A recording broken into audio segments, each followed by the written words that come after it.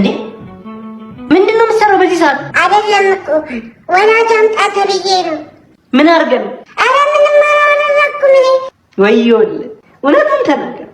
ደብተር ላይ የሆነ ነገር ጽፎ አንብቤ በትክክል አነበብኩት እኔ።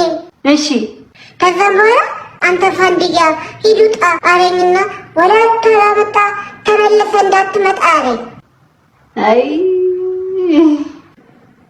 እስቲ አምጣው፣ እስቲ ወዲያ አምጣው። እሺ የትኛው ነው? እስቲ ይሄ ነው? እሱ ነው። ምን ብላ ነበብከው አንተ? እኔ 7 በሬ።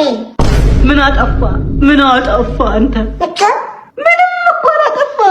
ትክክለኛ እንዴ ትክክል ነህ። እንግሊዘኛም አለ ሌላ መጀመሪያ ላይ ያለው ነው። እስቲ ምን ብላ ነበብከው? ሄደች ሄደች ሄደች።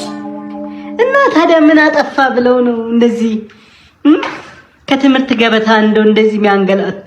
እኮ ወላጅ የአንድ ብር ፌስታል ነው እንደ ዝም ብሎ ተንጠልጥሎ የሚሄደው።